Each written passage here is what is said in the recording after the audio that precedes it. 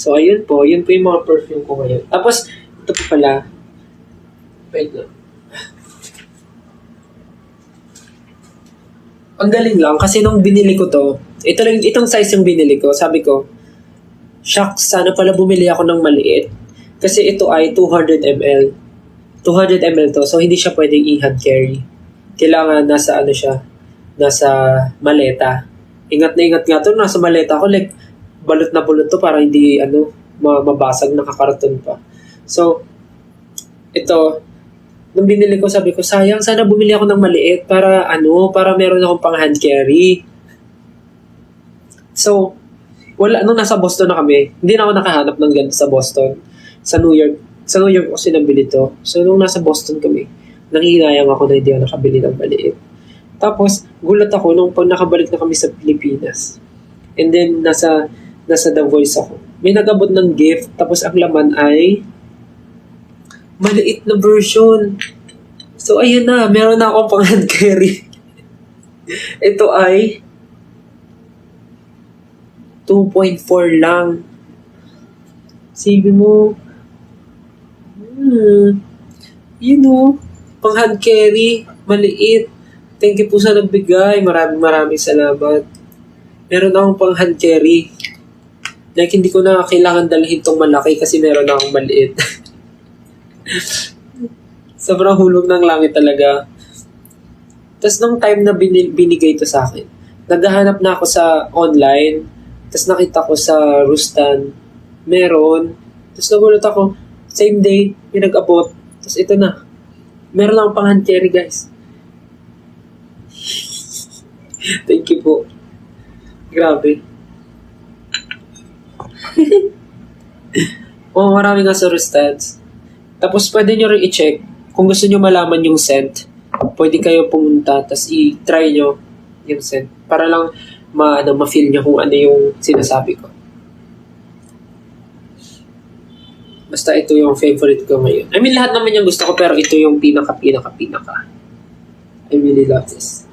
Tapos pag meron kayong perfume, make sure naka-store ng maayos. Like, bawal sila sa mainit na lugar. Dapat sa medyo, alam mo yun, nung hindi sila naiinitan. Parang ganun yung sabi.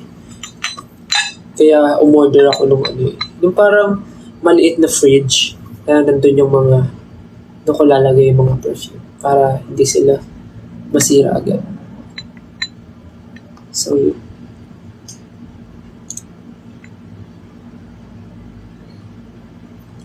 Tsaka alam nyo, pagka bibili kayo ng, tip, pagka bibili kayo ng something for yourself, tapos gusto nyo talaga, like, parang, feel nyo deserve nyo yung item na yun kasi pinaghirapan nyo, like, gusto mo yun kasi kailangan mo. Wag na wag mong iisipin yung presyo, lalo na kung kaya mo naman bilhin. Kung kaya mong bilhin, go mo na, wag mo nang pag-isipan, lalo na kung para sa sarili mo. Kasi sarili mo yan dapat meron ka rin for yourself, parang reward mo na sa sarili mo. So kung kaya mo, kung afford mo, bilhin mo na, wag mo nang pag-isipan, kasi for yourself naman yan. Pero kung feeling mo naman na hindi talaga pa kaya ng budget, doon ka magpigil. I mean, next time. May next time pa naman Tsaka, kung hindi mo pa kaya ngayon, edi meron ka pang, anong tawag doon?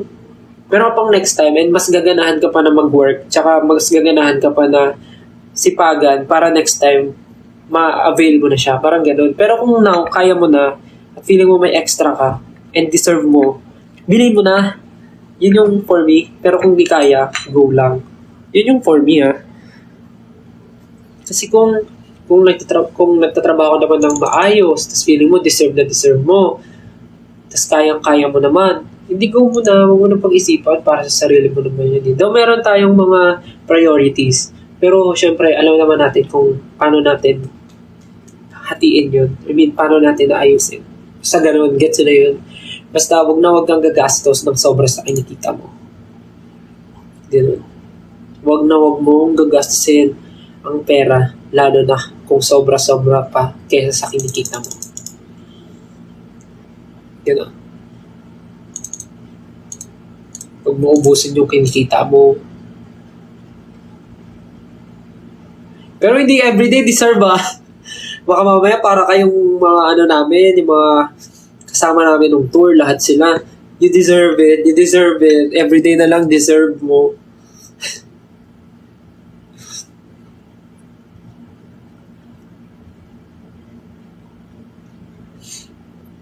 So yun lang, yun na po yung perfume collection ko.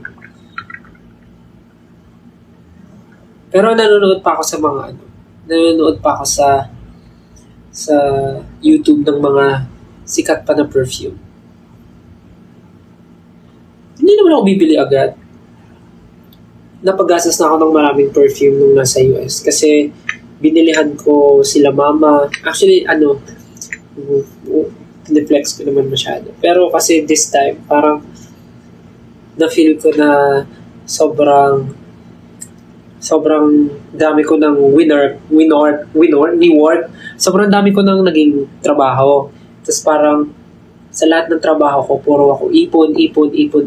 Parang hindi ako masyadong gumagastos. Bukod lang sa sa mga gamit dito sa bahay, bills, ganun, bills dito, bills namin sa Las Piñas, sila yung mga gastos ko. Pero yung ibang mga bagay, like, ayun, yung mga, pagkain ng pusa, yung pang, nila, yung pang check-up nila, pang vet, yun yung mga gastos ko. Tsaka pangkain ko everyday, pang grocery nila doon. Yun lang naman. Kaya, nung nasa US kami, tas parang, nafe-feel ko naman na, parang may extra naman akong pera, parang ganun, may extra. So, ginawa ko, bumili ako araw-araw kasi nagbabasa habang nagkasalita eh. So, nung nasa US kami, bumili ako ng gift pasalubong para sa parents ko, sa buong family. So, lahat sila binilihan ko ng perfume na iba-ibang scent na feeling ko bagay sa kanila. So, yun. Minsan lang naman, tsaka magagamit nila ng matagal. Magagamit nila ng kasi hindi naman everyday kailangan mag-perfume.